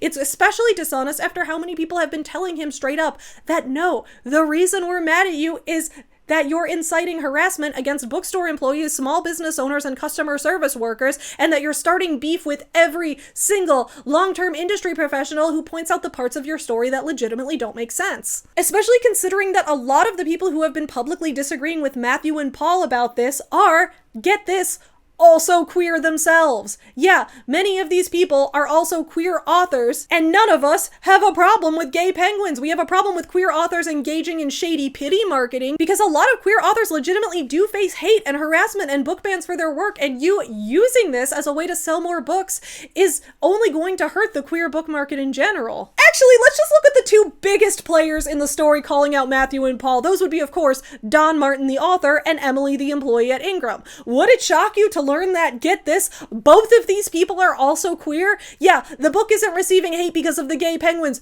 Few homophobic people probably even know this book exists because as an independent author, you're already narrowcasting your reach to your own online audience who already know you as a queer creator and support your work. So again, it is intellectually dishonest to pretend that the drama surrounding backlash about this book has been homophobic in any way, when both of their biggest critics online have been fellow queer people. And also, let's notice that at the end of every single one of these TikToks feeding off of the drama, Paul reminds us that, hey, if you're not a homophobic piece of shit, if you support the right for gay penguins to exist and make their own cakes, then go ahead and tap my little TikTok shop button and buy the book yourself directly from me where I will get the most profit. It's such a marketing ploy that it's disgustingly obvious. But it didn't end there. On October 21st, 2025, which is exactly to the day 1 decade after Marty and Doc arrived in the future, watched the Cubs win the World Series, and accidentally let Biff take over the world and caused whatever hell world timeline we're currently living in now, Paul posted another TikTok. It is the infamous boxes video. The caption says, when you realize the book rep helping you get your book launched into major bookstores is the same person who fueled a hate campaign and spread lies about you on Threads last June.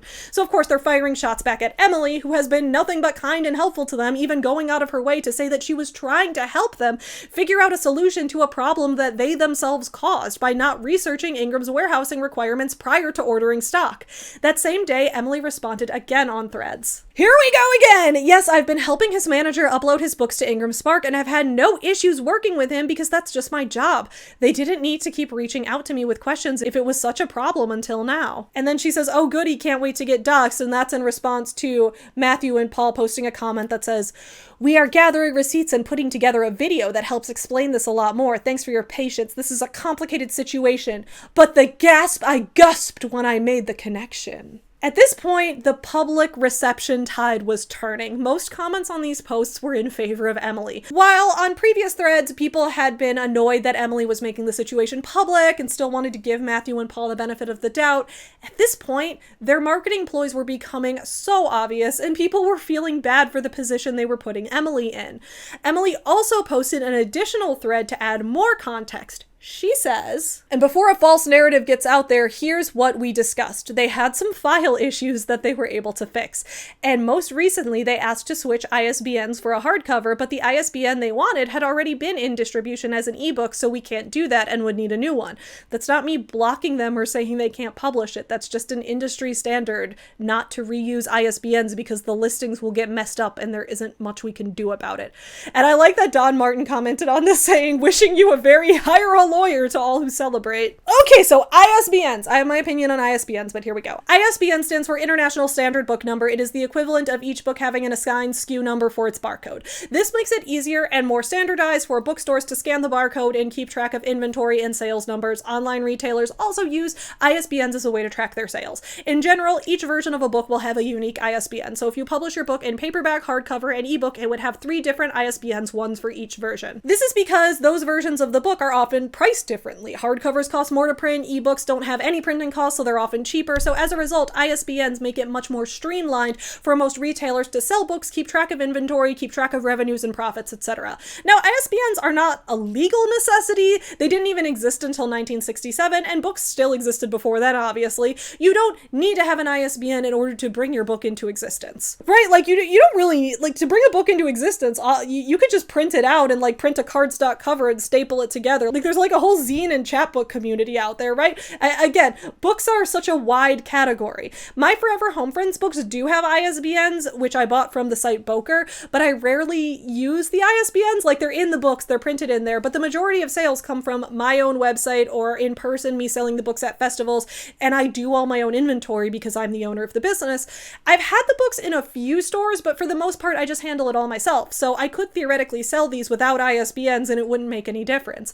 But once again, Matthew and Paul aren't talking about the process of selling their book direct to customer only. They're trying to work with Ingram. They're trying to be stocked in bookstores, at least according to their unreliable story. And if you want to do those specific things, you need separate ISBNs for each book. You cannot reuse or reassign ISBNs because that will make life miserable for every other person involved in the distribution, stocking, and sales of your book. Again, buying a pack of ISBNs from Boker costs $250 for 10 of them, at least the last time I bought a pack of them, and Matthew and Paul have talked about how they're planning to keep publishing more books, and they already clearly have the budget to do all these reprints of their books, so there's absolutely no reason they can't just get the ISBNs necessary. There's disrupting the industry, and then there's just being annoying for attention, and it was becoming pretty clear that they were dancing on that line. The next day, on October 22nd, they posted another video. The very person who was spreading those lies about us online is handling my book. I need to share something important that's been happening with my books. It's complicated, but I'm going to try to make it as simple as possible. I am an indie author and illustrator, and over the last few years, my husband and I have built a tiny business selling my inclusive children's books online. I am gay and I am disabled, and these are themes that I include in all of my books because I feel like every child deserves to be represented in the books they read. We have a relationship with a factory that prints the books, we warehouse them, and we ship them all over the world. This has been a dream job. A dream come true because of you. Last year, we even hired our first full-time employee, a single mom who takes care of her 2 disabled sisters. She's amazing, and we could not do it without her. But the hardest part of growing has been one big hurdle, and that is getting our books into bookstores around the nation. Almost every bookstore in the country orders under a single system called Ingram Wholesale. We have applied again and again, filled out all the paperwork, but we've been rejected every single time. And last June, after being rejected for the final time, I posted a tearful video right here explaining how crushed I was. And while many people supported us, some accused us of fabricating the whole thing, that this was all a scam. Matthew and Paul are scammers. To make matters worse, an employee at Ingram started posting about us online, suggesting that we'd made the whole thing up, that we hadn't talked to Ingram in years, and that we were trying to start a vanity press to charge other authors to print their books. We posted a message stating that what they were saying was completely untrue. Nevertheless, many people believe that employee because they are representing the largest book distribution company in the nation from a professional account. I even posted an apology to this employee. Don't ask me why. Matthew said I shouldn't have done it, but I'm Canadian. I wanted to walk away from the whole thing with grace. A few people online, however, suggested that we use Ingram Spark. It's a print-on-demand service. But when we looked into it, we realized we would barely break even if we were printing the books at the quality that we wanted. However, around that same time, an industry professional suggested that we give print on demand another try with a soft cover version of the book. No, it wouldn't take care of the stock behind me, but at least it would get the book into bookstores, and we could make about $1 per copy sold. We decided to move forward with that plan. Then, just the other day, we learned while on a Zoom call with our agent that the very person who was spreading those lies about us online is our sales representative. And it's devastating. I need to trust the people who are handling my book project. We're a tiny team doing everything by hand because we love what we do and we believe in these stories. I'm not going to cry. But if you want to support us, the very best way to do that is to buy directly from us, at least for now. Every purchase goes right into keeping the stream alive. Man, the fact that he started this off with, yes, I'm gay and disabled, and I believe children have the right to be represented in books. Yeah, no shit. So does every other person you're dealing with. So does Don. So does Emily. So does Tanya. So do I. Imagine if I did this. Imagine if someone was leaving me a review like, Savvy's book 90s Kids bored me because there were too many pop culture references in it, and I don't enjoy pop culture references. I find them annoying. And then imagine if I saw that review and I went on TikTok and I was like, you may have heard that my book 90s Kids is about two women falling in love, and some people don't think it's acceptable to write about lesbians and bisexual women, but I think it's important to have queer representation in books. It would be like, what does that have to do with the actual criticism I got? The fact that they have to keep repeating things like, this book is inclusive, we believe that children have the right to see diversity in their books at the start of every video, when it's not remotely related to the topic, it screams pity marketing. Next thing, do not try to frame this as big company versus small business. That is disgusting that you are trying to spin it that way. This is not Ingram is trying to eat the little guy. That does happen. I do hate Ingram. So do most other authors and small business owners. But when you continue to falsely characterize people's actual issues with your book's distribution, you make other small business owners who have legitimate grievances with big companies look bad. This is not it. Also, if publishing, shipping, and printing your own books through your own website is already your dream job, like you said, then why do you even care if it's in bookstores or not? You make less money when you sell through a store, and your book is already reaching its audience through your TikTok. And you already said that you like selling your book this way. It's your dream job. Just keep doing that. You don't even need ISBNs if you want that to be your sole method of distribution.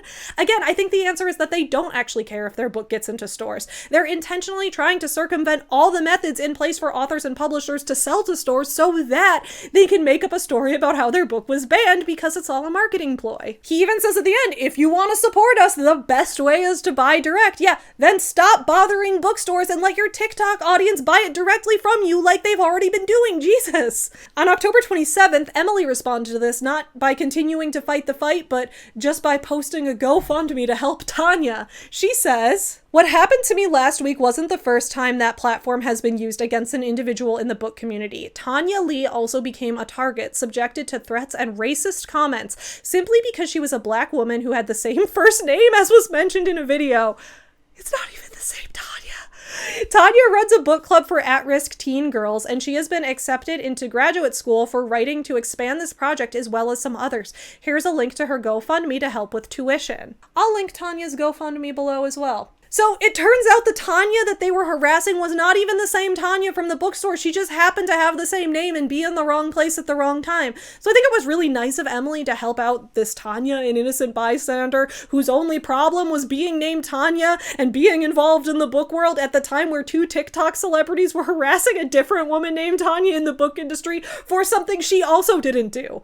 The situation was such a hot mess, but it did produce a couple good memes. My favorite one being this thread posted from the user Schwartzwords, who says, turns chair around and sits on it backwards, youth pastor style. You know, another Matthew and Paul who really want you to support their book. That one made me laugh. I'm curious to hear your guys' thoughts on this topic as well, and let me know if you want me to also cover the massive Threads drama that was Stickergate, because I have some receipts for that too. Empress Teresa review is coming probably second week of December, and then after that I'm going to take some time off of YouTube for a month or so. So expect 1 to 2 more videos from me in 2025 after this one, but before we go, I want to give a couple quick updates on various channel things going on right now. By the time this video goes up, all the sticker orders from the fundraiser should be shipped out. I hope you you've received them by now, and if you haven't, they're hopefully still in the mail, but please email me if anything has gone awry. I want to make sure you get your stickers. I posted on my community tab at the start of November, but the woke American Girl doll stickers brought in $11,000 total during the fundraiser period, which meant that we got to donate $2,200 individually to 5 different charities: Planned Parenthood, the Illinois ACLU, World Central Kitchens Fund for providing meals in Gaza, Trans Lifeline, and the Autistic Self-Advocacy Network. Plus, also, I was running a fundraiser making bracelets like these that say Chicago or Hands Off Chicago, and those completely sold out, and we were able to donate $640 to Indivisible Chicago, which is a group that is doing a lot of work in my city of Chicago, where I live, to help fight against ICE terrorizing our city, all of these nasty invasions and government overreach that we're going through. They've been, setting up like the Whistle program, and they've been helping organize the protests. Basically, I'm really happy we were able to support them as well. As most of my US viewers probably already know, we are facing a huge hunger crisis in the US due to our current corrupt federal government deciding to use SNAP and food stamps as a bargaining chip in the government shutdown. So right now, a lot of Americans are relying on food banks and food pantries. Roughly 40 million Americans are struggling with food insecurity at the moment, and many of those people who would have food benefits were already either like elderly people who wanted to retire, children in low-income families, single parents who already work full-time but can't afford rising food prices due to how fucked our economy is, and of course, disabled people who are not able to work. This time last year, I was posting a big video essay about the downfall of NaNoWriMo, but many people still want to do some kind of November challenge, so I ended up joining a new writing challenge founded by fellow indie author Lissa K. Adams. The challenge is called Writers Against Hunger, and it's raising money for the organization Feeding America, which distributes food and necessities to food banks and pantries throughout the US.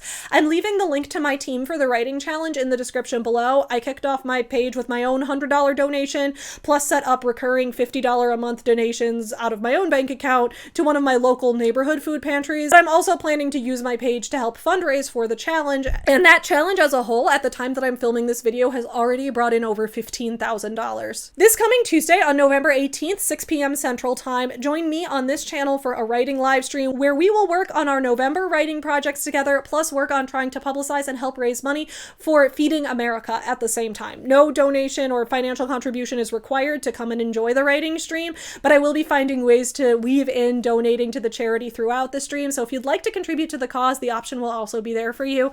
Let me know if you have any questions about that. I will see you guys again soon, but in the meantime, have a great November. I hope you're all enjoying fall. Bye! My booty hole brown. Mr. Hyde rearing his ugly bisexual head. Oh my god.